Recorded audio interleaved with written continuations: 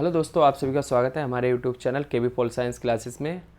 आज हम देखेंगे वो सारी चीज़ें जो आप रोज़ाना देश में सुनते हैं, राजनीति से संबंधित होती हैं। जैसे संसद क्या है, देश का प्रधानमंत्री कैसे चुना जाता है, सरकार का गठन कैसे होता है, और जो हमारा देश का जो प्रशासन करने की जो संरचना है, जो ढांचा है, वो क्या होता है। चलो शुरू करते हैं और देखते हैं इन्हीं के बारे में इस वीडियो में। तो पहले हम देखते हैं सरकार के 3 अंग जो हम बचपन से लेकर अभी तक देखते आ रहे हैं, पढ़ते आ रहे हैं। देखो, सरकार के 3 अंग होते हैं, कार्यपालिका, विधायिका और न्यायपालिका। कार्यपालिका को हम एग्जीक्यूटिव कहते हैं, विधायिका को लेजिस्लेचर बोलते हैं और न्यायपालिका को जुडिशरी कहते हैं।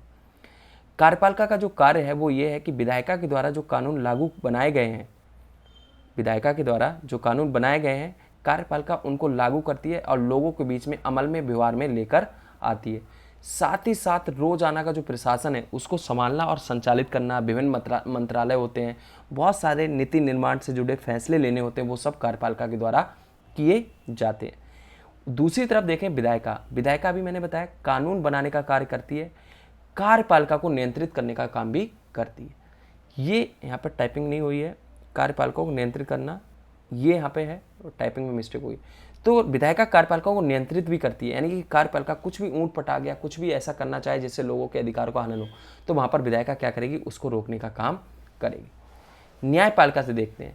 न्यायपालिका से हमारा मतलब है कि भैया न्याय करना। अब न्याय कैसे करना कि भैया विधायिका ने कानून बना दिए, कार्यपालिका ने उनको लोगों के बीच में लागू कर दिया, अमल में लेके आए, व्यवहार में उतारा। अब उनसे संबंधित कोई विवाद खड़ा हुआ या कोई उलझन खड़ी हुई, जैसे मैंने बोला अभी कोई भी किसी भी प्रकार का, मान लो सरकार ने कोई कानून बनाया, अब वो लोगों के अधिकारों का शोषण कर रहा है या उनके बीच में विवाद उत्पन्न कर रहा है, संस्थाओं के बीच में विवाद हो रहा है, तो उन कानूनों से संबंधित जितने भी विवाद हैं उनको निपटारे का काम कौन करता है, न्यायपालिका करती है। ठीक है, अब हम थोड़ा देखते हैं कि भारत राज्य जो है वो क्या है। देखो, भारत क्या है, भारत क्या है, एक राज्यों का संघ है। भारत क्या है, भारतीय संविधान का अनुच्छेद 1 ये कहता है कि भारत क्या है भैया, राज्यों का संघ है और भारत में शासन की जो संघीय व्यवस्था अपनाई गई इसी के कारण, क्योंकि भारत क्या है, संघ है, विभिन्न राज्य मिलकर बना है। भारत क्या है, विभिन्न राज्य से मिलकर एक संघ बना है और इसलिए भारत में एक केंद्रीय सरकार तो होगी, बट यहाँ पे एक राज्य सरकार भी होगी, इसलिए हमारे यहाँ पर संघीय व्यवस्था अपनाई गई है। और इसी कारण जो संघीय व्यवस्था है इसमें ये कहीं भी संभावना नहीं बनती है कि किसी एक व्यक्ति या सरकार के पास सारी शक्तियों का केंद्रीकृत हो पाए या फिर एक व्यक्ति का एकाधिकार उन शक्तियों पर हो सके। ऐसा संभव नहीं है संघीय व्यवस्था में, जैसे कि अध्यात्मक व्यवस्था में होता है। अमेरिका में राष्ट्रपति के पास सारी शक्ति होती है, वही क्या करता है, दबदबा करता है। बट हमारे यहाँ पर क्या है, ऐसा नहीं है कि हमारे यहाँ पर लोग क्या करते हैं, अपने नेताओं के द्वारा प्रतिनिधित्व करते हैं और हर एक स्तर पर सरकार में भागीदारी करते हैं। जैसे कि हमारे यहाँ पर सरकार, संघीय व्यवस्था में सरकारों का जो सरकारें हैं वो केंद्र सरकार और राज्य सरकार के तौर पर जानी जाती हैं और इसलिए सरकारों के बीच में शक्तियों का विकेंद्रीकृत भी किया जाता है, विकेंद्रीकरण भी किया जाता है, डिसेंट्रलाइजेशन ऑफ पावर, यानी शक्तियों का विकेंद्रीकरण केंद्र और राज्य सरकार। प्लस हम नीचे देखें एमसीडी, ग्राम पंचायत।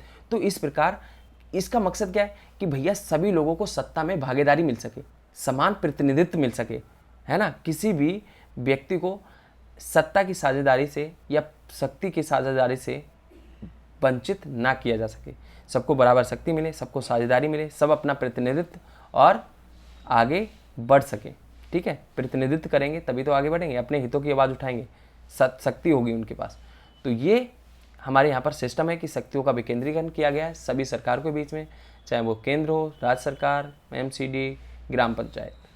अब देखो, देश में जो सरकार चलाने वाले जो लोग होते हैं वो क्या करते हैं, बहुत सारी नीति निर्माण का कार्य करते हैं और उनको हम कार्यपालिका कहते हैं। यानी जो देश में नीति लेते हैं, नीति निर्माण का काम करते हैं या कुछ महत्वपूर्ण फैसले लेते हैं, उनको हम एग्जीक्यूटिव या कार्यपालिका कहते हैं।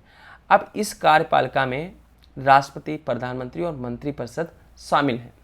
इसमें क्या है, हमारे राष्ट्रपति, प्रधानमंत्री, मंत्रिपरिषद, ये सब क्या है, स्थायी कार्यपालिका कहलाती है। ये सब क्या कहलाती है, स्थायी कार्यपालिका। ठीक है, नहीं, ये अस्थायी कार्यपालिका कहलाती है। यानी राष्ट्रपति, प्रधानमंत्री और मंत्रिपरिषद ये सब अस्थायी कार्यपालिका होती है, राजनीतिक कार्यपालिका होती है, क्योंकि इनका चुनाव 5 वर्ष के लिए होता है, उसके बाद ये हट जाते हैं, फिर नए चुन के आते हैं, तो इसलिए ये अस्थायी होते हैं। और जो कार्यपालिका के स्थायी सदस्य होते हैं वो होते हैं सिविल सर्विस के, यूपीएससी, है ना, एसपी, डीएसपी और भी बहुत सारे कर्मचारी होते हैं, मंत्रालय के कर्मचारी होते हैं, विभागों में काम कर रहे कर्मचारी होते हैं, वो सब क्या होते हैं, स्थायी होते हैं, जो एक SSC, CGL, UPSC इन सब के एग्जाम के बाद क्या करते हैं, किसी पद पर बैठते हैं। तो इनको हम स्थायी कार्यपालिका कहते हैं, जिसे परमानेंट एग्जीक्यूटिव कहते हैं। और टेम्पररी जो एग्जीक्यूटिव होती है वो हमारी राष्ट्रपति और प्रधानमंत्री और मंत्रिपरिषद की होती है। ठीक है, हमारे यहाँ पूरे देश की जो प्रतिनिधित्व करने वाली जो संस्था है, जो विधायिका, उसको हम संसद कहते हैं। देखो विधायिका क्या होती है, जो पूरे देश का क्या करती है, नेतृत्व करती है। नेतृत्व करने का मतलब नुमाइंदगी करती है पूरे देश का, और पूरे देश की नुमाइंदगी करने वाले को हम विधायिका कहते हैं। बट इसका जो नाम होता है अलग अलग देश में अलग होता है। जैसे कि अमेरिका में सीनेट कहते हैं, हमारे यहाँ पर संसद कहते हैं। ऐसे ही अलग देशों में अलग अलग जाना जाता है। अब ये जो विधायिका है, ये एक सदनात्मक भी हो सकती है और दो सदनात्मक भी हो सकती है। यानी कि विधायिका में एक सदन के तौर पर भी पूरे देश का प्रतिनिधित्व किया जा सकता है और दो सदन के तौर पर भी किया जा सकता है। भारत में क्या है, दो सदन के तौर पर प्रतिनिधित्व किया जाता है पूरे देश का, है ना। दो सदनात्मक व्यवस्था है, यानी दो सदन है, एक स्टेट का है और एक पूरे देश के लोगों का है। ठीक है, वो हम देखते हैं। देखो ये हमारी संसद है और ये हमारी पुरानी संसद है और ये हमारी नई संसद है जो प्रधानमंत्री मोदी के द्वारा बनाई गई। लोकसभा यहाँ पे देख सकते हो, ये हमारा क्या है, वो सदन है जो लोगों की नुमाइंदगी करता है या फिर लोगों के हितों की आवाज़ उठाता है। ठीक है, ये वो है जहाँ पर लोगों के चुने गए प्रतिनिधि बैठते हैं, जाते हैं। ये क्या है, हमारा लोकसभा है, राज्यसभा है, और यहाँ पर राज्य के द्वारा प्रतिनिधित्व किया जाता है। यानी कि यहाँ पर क्या करें, राज्य जो हैं वो अपने प्रतिनिधि चुनकर बैठते हैं और वो राज्य की नुमाइंदगी करते हैं। और ऊपर वाले में लोकसभा, इसको लोअर हाउस कहते हैं, और राज्यसभा को अपर हाउस कहा जाता है। अब जरा लोकसभा के बारे में हम देखते हैं क्या है ये। देखो लोकसभा बहुत मेन हो जाता है क्योंकि ये जनता के चुने गए प्रतिनिधि होते हैं यहाँ पे, और ये जनता के द्वारा प्रत्यक्ष तौर पर चुने जाते हैं। ठीक है, और जनता का ही प्रतिनिधित्व करते हैं, ये भी ध्यान रखना, जनता की ही नुमाइंदगी करते हैं, जनता के लिए ही काम करते हैं यहाँ पे बैठ के ये। तो लोकसभा में क्या होती है, सरकार चुनी जाती है। ठीक है, सरकार बनती है, प्रधानमंत्री चुना जाता है, और उसकी क्या प्रक्रिया है, क्या टर्म और कंडीशंस होते हैं, यानी कि क्या नियम कायदे कानून है, वो क्या कहते हैं, हमारा संविधान क्या कहता है, वो देखेंगे। देखो संविधान में 550 जो है लोकसभा के सदस्यों की अधिकतम संख्या हो सकती है। ठीक है, 550 हो सकती है, और वर्तमान में ये कितने हैं, 543 ही चुने जाते हैं। ठीक है, 543 जो हमारी सीटें हैं ना, यहाँ पे देख रहे हो ना, ये बैठे हैं, ये 543 सदस्य यहाँ पर चुनकर आ सकते हैं पूरे देश से। ठीक है, इसके लिए अलग से चुनाव कराए जाते हैं 5 साल के लिए पूरे देश की केंद्र सरकार को चुनने के लिए, जिसे लोकसभा चुनाव कहते हैं, आम चुनाव भी कहते हैं। यहाँ पर 543 क्या है, सदस्य चुने जाते हैं वर्तमान में। पहले 245 थे 2019 से पहले। ऐसा क्यों था, क्योंकि अब यहाँ पे 43 क्यों रह गए, ऐसा क्यों हुआ, क्योंकि यहाँ पे 2 एंग्लो इंडियन थे, यानी कि ये वो लोग थे जो मिक्स लोग थे, इंडिया और यूरोप के दोनों की मिश्रण था। जैसे कि बाप क्या था, यूरोप का था, इंग्लैंड का हो सकता है, किसी भी देश का हो सकता है यूरोप का, और जो माता है वो भारत मूल की है, यानी भारतीय है। तो यहाँ पर उन लोगों को एंग्लो इंडियन माना गया, जो ऐसी इन लोगों की संतान है ना, इन लोगों की संतान है। और उसमें तुम देखो तो 18वीं शताब्दी में बहुत सारे बाहर से लोग हमारे यहाँ पर आए थे, रहने लगे थे, यहीं पे शादी कर ली, उनके बच्चे वगैरह हो गए। तो एक अलग समुदाय हमारे यहाँ पर बन गया था जिसको एंग्लो इंडियन कहते थे, और इनके लिए अलग आरक्षण और रिजर्वेशन का एक प्रावधान रखा गया था भारत में, है ना, भारतीय संविधान में। और लोकसभा में 2 सीटें इनके लिए आरक्षित की गई थी ताकि ये लोग भी सत्ता में भागीदारी कर सकें, अपने समुदाय का प्रतिनिधित्व कर सकें यहाँ पर बैठ कर, और सरकार के ऊपर दबाव डाल सकें जो सरकार चला रहे हैं। ठीक है, तो इसको 126, अब यहाँ पर क्या हुआ, जो एंग्लो इंडियन थे इनकी जनसंख्या कम हो गई। ठीक है, इतने रहे नहीं, बहुत कम हो गई, इनकी ज़रूरत कम हो गई। तो सरकार को लगा कि ये सही नहीं है कि एंग्लो इंडियन की सीटों को रखना चाहिए, इसलिए क्या करा गया, 126वें संशोधन के तहत 2020 में इसको समाप्त कर दिया गया। ठीक है, तो इस प्रकार 543 हमारी जो सीटें थी वो 45 से 543 रह गई। 543 जो सदस्य हैं वो हमारे चुनकर आते हैं, और लोकसभा के जो ये चुने गए सदस्य होते हैं इनका 5 साल के लिए क्या होता है, कार्यकाल होता है, 5 साल के लिए चुने जाते हैं। अब हम देखते हैं सरकार और प्रधानमंत्री कैसे बनता है। अब भाई क्या करा जाता है, देश की सरकार बनाने के लिए, ये जो अभी हमने लोकसभा का जो देखा, जो हाउस देखा जहाँ पर 543 सीटें हैं, जैसे तुम देखो, ये देखो, है ना, यहाँ पे ये सीटें अब ये खाली पड़ी हैं। अब इन पर चुनाव करवाने के लिए, लोकसभा के चुनाव कराने के लिए और यहाँ के सरकार बनाने के लिए इन सीटों के लिए क्या कराए जाएंगे, चुनाव करवाए जाएंगे। अब 543 सीटों पर चुनाव करवाए जाएंगे, और इन 543 सीटों को हम निर्वाचन क्षेत्र के तौर पर जानते हैं। यानी पूरे देश को 500 निर्वाचन क्षेत्र जहाँ से चुनाव करवाने हैं, यानी पूरे देश को 500 निर्वाचन क्षेत्र में बांट दिया जाता है। ठीक है, इसमें सब राज्य शामिल होते हैं। जैसे दिल्ली में लोकसभा की जो 543 में से 60 सीटें कहाँ हैं, दिल्ली में, वहाँ से 7 सदस्य चुन के आते हैं।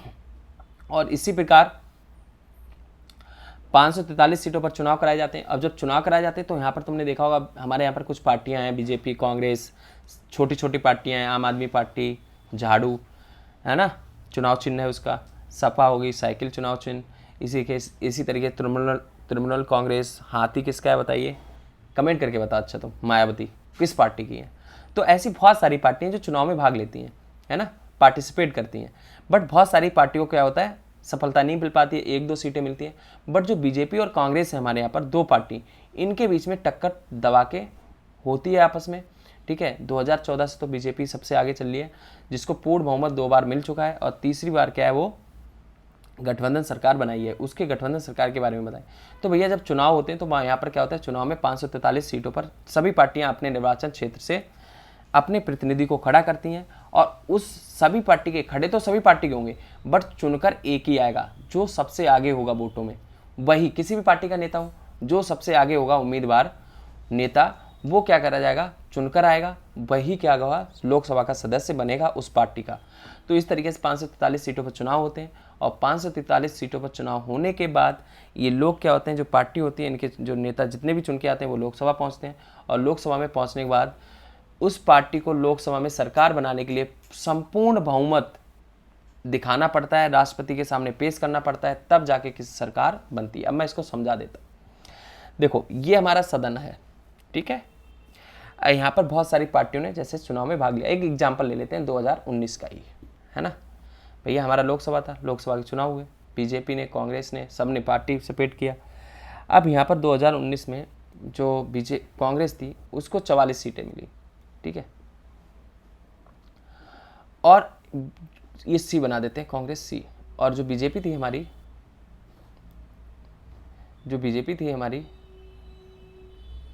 उसको हमें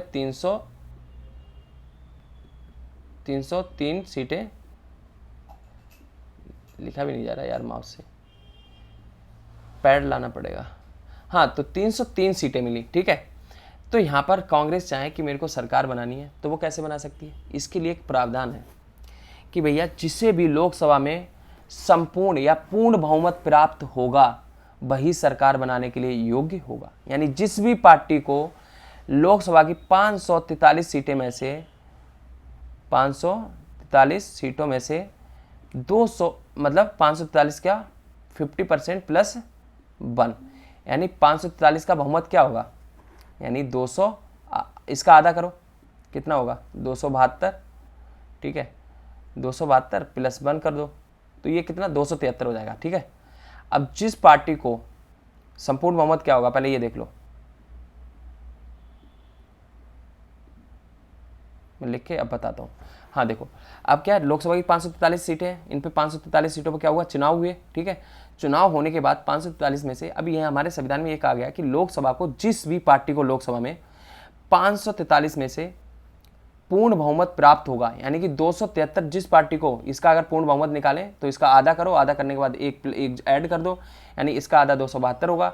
ये देखो सीट का आधा हो नहीं सकता, सीट का आधा नहीं हो सकता तो इसको पूरा हम 272 मानेंगे, 272 मानने के बाद प्लस 1 तो इसको क्या होगा 273, यानी जिस पार्टी को 273 सीटें प्राप्त होंगी उसे पूर्ण बहुमत मिल जाएगा। तो पूर्ण बहुमत का मतलब यहाँ पे ये है कि टोटल वोट सीटों का आधा करो, आधा करने के बाद एक जोड़ दो, एक जोड़ने के बाद 273 हो जाएगा। 273 जिस पार्टी को प्राप्त होगा वो सरकार बना सकती है।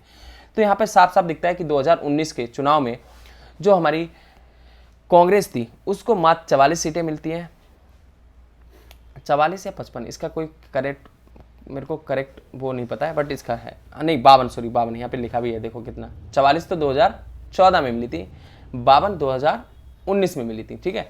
तो 2019 में इनको कितनी मिली है, 52 सीटें मिलती है कांग्रेस को। अब यहाँ पे हमें साफ साफ दिख रहा है कि कांग्रेस क्या है, सरकार बनाने के योग्य नहीं है। यहाँ पर बीजेपी क्या है, सरकार बनाने के योग्य है, क्योंकि उसके पास 273 से भी 30 सीटें ज़्यादा है, यानी 303 है।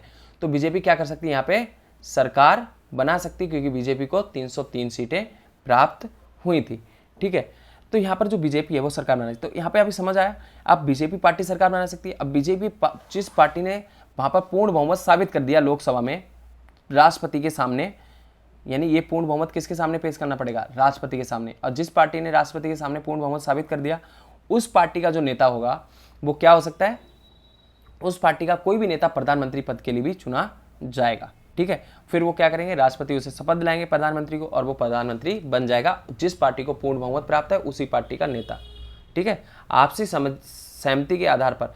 कई बार तो तुमने चुनाव में देखा होगा कि हर एक पार्टी का अपना जो नेता होता है, प्रधानमंत्री का चेहरा होता है, वो सभी लोगों के सामने होता है, और लोग क्या करते हैं? उस नेता के चेहरे के तौर पर ही वोट देते हैं। जैसे 2014 का चुनाव बहुत ज़्यादा चर्चित है, जब बीजेपी को 282 सीटें आई थी। यहाँ पे देख सकते हो 543 में से 282 सीटें प्राप्त हुई थी, और उस समय प्रधानमंत्री के नाम पर इतने सारे वोट मिले थे, क्योंकि प्रधानमंत्री क्या थे? एक फेस थे, प्रधानमंत्री के चेहरा थे, कि भैया प्रधानमंत्री को नरेंद्र मोदी जी को वोट दो प्रधानमंत्री बनने के लिए, वो देश में बहुत सारी क्रांति लाएंगे, सुधार करेंगे, गरीबी दूर हो जाएगी, ये सारी चीज़ें। तो इस तरीके से तो जिस पार्टी को लोकसभा में पूर्ण बहुमत प्राप्त होता है उसी पार्टी को क्या होता है? ये अधिकार होता है सरकार बनाने का, और वो पार्टी अपनी आप सहमति से ये तय करेगी कौन उनकी पार्टी का प्रधानमंत्री होगा, और प्रधानमंत्री बाद में ये तय करेगा, प्रधानमंत्री राष्ट्रपति के साथ मिलकर ये तय करेगा कौन मंत्रिपरिषद में कौन कौन व्यक्ति वो शामिल होंगे। ठीक है, और मंत्रिपरिषद में 80 के लगभग क्या हो सकते हैं? मतलब 15 टोटल लोकसभा की जो लोकसभा है ना हमारे सदस्य 543 में से 15% सदस्य को ही क्या करा जाएगा? यहाँ पर मंत्री बनाया जा सकता है। यानी इसका मतलब है कि 80 के करीब सदस्य क्या कर सकते हैं? 75 से 80 के करीब सदस्यों को मंत्री बनाया जा सकता है। जैसे मंत्री कौन से बना सकते हैं? रक्षा मंत्री, वित्त मंत्री, फाइनेंस मिनिस्टर, होम मिनिस्टर, गृह मंत्रालय को जो संभालते हैं। ठीक है, ऐसे इस प्रकार के बहुत सारे होते हैं। खाद्य उद्योग मंत्री, कृषि मंत्री, शिक्षा मंत्री, कितने प्रकार के मंत्री होते हैं, रेल मंत्री हो गए। तो इन सबके पदों पर नियुक्त किया जाता है। ठीक है, ये प्रधानमंत्री करते हैं। अब देखते हैं हमारा जो एक सदन और है राज्यसभा, यानी इसको हम कहते हैं अपर हाउस। राज्यसभा क्या है? हमारा अपर हाउस है। अब राज्यसभा के क्या होते हैं? जो सदस्य होते हैं वो क्या करते हैं? सीधे राज्यों का प्रतिनिधित्व करते हैं, यानी राज्यों की नुमाइंदगी करते हैं यहाँ पे बैठ के वो, और जनता की आवाज़ भी उठाते हैं भाई। ठीक है, राज्यसभा का जो सदस्यों का चुनाव होता है वो समानुपातिक प्रतिनिधित्व प्रणाली, इसके ऊपर भी वीडियो आने वाली है, मैं बताता हूँ। तो समानुपातिक प्रतिनिधित्व जो प्रणाली है उसके तहत क्या करा जाता है? जनता के द्वारा जो चुने गए प्रतिनिधि है ना विधानसभा, यानी जो एमएलए होते हैं राज्य के, वो क्या करते हैं? इनका एक कोटा वगैरह बनाया जाता है, उसके तहत इनको चुन के वहाँ से राज्य से राज्यसभा में भेजा जाता है। तो इनका जो चुनाव होता है वो जनता के द्वारा अप्रत्यक्ष रूप से होता है। ये चीज़ आपको ध्यान रखनी है। हर एक राज्य को जनसंख्या के अनुपात में राज्यसभा का जो प्रतिनिधित्व दिया जाता है, यानी जो हर एक जनसंख्या है देश की, किसी भी राज्य की जितनी जनसंख्या है उसके अनुपात में उसे सीटें मिलती है। अगर मणिपुर है तो मणिपुर की जनसंख्या बहुत कम है तो उसे 1 सीट दी गई है राज्यसभा की, है ना। इसका भी ये एक जनगणना हुई थी, देखो मैं आपको बता दूं 1971 की जनगणना हुई थी, और उसी जनगणना के आधार पर ये सीटें सब आरक्षित की गई हैं। ठीक है, दी गई हैं सभी राज्यों को अनुपात में। तो अब ये 2031 में फिर से एक सेंसर आ जाएगा, जनगणना आ जाएगी, उसके माध्यम से जो सीटें घटानी है बढ़ानी है, क्योंकि 50 साल से अभी तक कुछ भी नहीं हुआ है, अब होने वाला है। तो अब पता चल जाएगा कि कितनी सीटें और बढ़ाई जाएंगी, कितनी कहाँ की कितनी जनसंख्या बढ़ी। तो इन सब पे अब सर्वे चल रहा है, तो वो सारी चीज़ें आ जाएगी। बट 1971 के अनुसार क्या था कि मणिपुर को एक, है ना, इसी तरीके से मेघालय, इन सबको एक एक दिया गया है। उत्तर प्रदेश की जनसंख्या बहुत है, अगर 1971 की जनगणना के अनुसार की बात करें तो 8 करोड़ 20 लाख के करीब थी। तो उस आधार पर इनको क्या करा गया, 31 सीटें आरक्षित की गई, 10 सीटें करेंगी राजस्थान को, 18 तमिलनाडु को। तो इस प्रकार से ये सदस्य जो है ना राज्यसभा के, वो इस प्रकार इन क्षेत्रों से चुनकर आते हैं। अब इनकी बात करें, इनका जो कार्यकाल होता है वो 6 वर्ष का होता है, यानी 6 वर्ष के लिए इन्हें चुना जाता है। ठीक है, 6 वर्ष के लिए चुना जाता है। अब 6 वर्ष चुनने के बाद ये कभी भी जो राज्यसभा 6 वर्ष चुना जाएगा, हर एक सदस्य को जो कार्यकाल होगा 6 वर्ष का होगा। बट यहाँ पर एक चीज़ ध्यान रखने वाली है, यहाँ पर जो सदस्य हैं वो एक साथ क्या होंगे, रिटायर्ड नहीं होंगे। इनमें से 1 तिहाई यानी 200, अभी हम देखेंगे, देखो इधर देखो, यानी क्या है 250 टोटल अधिकतम संख्या हो सकती है राज्यसभा के सदस्यों की। ठीक है, 250, बल्कि 243 पे, अभी वर्तमान में 245 है, जिसमें 243 पे क्या होता है, चुनाव करवाए जाते हैं, निर्वाचन करवाया जाता है, और 12 मनोनीत किए जाते हैं। तो भाई जो 250 है, अब 250 का अगर हम करें 1 तिहाई तो कितना निकलेगा भाई, 1 तिहाई 80 सीटें, 80 82 मान लो, हम मान के चलते हैं 83। अब 83 सीटें क्या होंगी, हर 2 साल में 83 जो सदस्य हैं वो क्या होंगे, यहाँ पे अपना कार्यकाल पूरा करके रिजाइन दे देंगे और 83 ही सदस्य क्या होंगे, हर 2 साल में चुनाव भी किया जाएगा। 83 हट भी जाएंगे और 83 उतने ही सदस्य जितने कम होंगे हटेंगे उतने के सदस्यों के चुनाव भी कर लिए जाएंगे, जिसको हम 1/3 कहते हैं। 1/3 मतलब टोटल वोटों का 1/3। 250 है, 250 का अगर 3 से डिवाइड करेंगे तो हमारा कितना 83 ही निकल के सामने आएगा। तो जो 83 सदस्य हैं उनको हर 1/3 मतलब टोटल सदस्य के 1/3 सदस्य का कार्यकाल पूरा होगा हर 2 वर्ष में, और हर 2 वर्ष में 1/3 सदस्यों का चुनाव भी करवाए जाएंगे। तो यहाँ पे ये ध्यान रखनी। और राज्यसभा कभी भंग नहीं होती लोकसभा की तरह। लोकसभा में क्या है, अगर प्रधानमंत्री हट जाता है, कोई गठबंधन सरकार बनती है, अभी मैंने गठबंधन सरकार के बारे में बताया ही नहीं है, ठीक है। गठबंधन सरकार क्या होती है, एक ऐसी परिस्थिति होती है जब किसी को संपूर्ण बहुमत नहीं मिलता है लोकसभा में, तो वहाँ पर पार्टी क्या करती है, गठबंधन करती है दूसरी पार्टियों के साथ। सभी पार्टियों को, छोटी छोटी पार्टी को अपने साथ मिला लेती है और राष्ट्रपति ये न्योता देते हैं किसी भी पार्टी को कि आप आकर अपना बहुमत साबित करो। और जो पार्टी ये सफल रहती है पूर्ण बहुमत दिखाने में, सबको एक साथ लाने में, तो उसका प्रधानमंत्री क्या होता है, उस पार्टी का क्या होता है, प्रधानमंत्री बनता है, वही पार्टी सरकार बनाती है, ठीक है। तो यहाँ पे क्या है, यहाँ पे जो इनका जो राज्यसभा है वो कभी भंग नहीं होती, बल्कि लोकसभा भंग हो सकती है, क्योंकि वो क्या होते हैं 5 वर्ष के लिए चुनाव होते हैं। अब यहाँ पे प्रधानमंत्री खत्म हो जाए या कुछ भी हो जाए तो वहाँ पर वो क्या होगा, तुरंत ही भंग कर दी जाएगी और वो भंग हो जाएगी लोकसभा, ठीक है। पूरी की पूरी राष्ट्रपति के द्वारा भी भंग की जा सकती है। तो यहाँ पर राज्यसभा कभी भी भंग नहीं होती, कभी भी बंद नहीं होती। तब मैं यहाँ पे ये कह रहा था कि यहाँ के 250, अभी बताया था आपको, 250 जो अधिकतम संख्या हो सकती है किसकी, राज्यसभा के सदस्यों की। अब इसमें से 245 वर्तमान में चुने जाते हैं, ठीक है, और 233 जो हैं वो निर्वाचन किए जाते हैं सीधे, मतलब राज्यों के द्वारा भेजे जाते हैं चुनकर 233, और 12 जो हैं वो मनोनीत किए जाते हैं किसके द्वारा, राष्ट्रपति के द्वारा। अब ये कैसे हो सकते हैं, साहित्य यानी किसी लिटरेचर, विज्ञान, है ना, साइंस, आर्ट, कोई भी कला, विज्ञान, समाज सेवा के किसी भी कार्य से जुड़े। मैं कुछ एग्जांपल देता हूँ। जैसे खेल की बात करें तो क्रिकेटर जो थे हमारे सचिन तेंदुलकर, उनको राज्यसभा सदस्य नियुक्त किया गया राष्ट्रपति के द्वारा, ठीक है, वो उसके लायक योग्य थे। इसी के तरीके से हम देखें जया बच्चन, उनको भी नियुक्त किया गया राज्यसभा के तौर में, वो एक एक्टर हैं, है ना, वो भी आर्ट में आता है। इसी तरीके से हम देखें विनोद खन्ना नाम के एक एक्टर हुआ करते थे, उनको भी राज्यसभा का सदस्य नियुक्त किया गया। तो इस प्रकार से बहुत सारे ऐसे सदस्य हैं जिनको वहाँ पर क्या करा जाता है, प्रतिनिधित्व दिया जाता है। 12 सदस्य को मनोनीत किया जाता है राष्ट्रपति के द्वारा अलग अलग क्षेत्रों से। तो ये थी आज की हमारी वीडियो। मिलते हैं नेक्स्ट वीडियो में, तब तक के लिए thank you so much for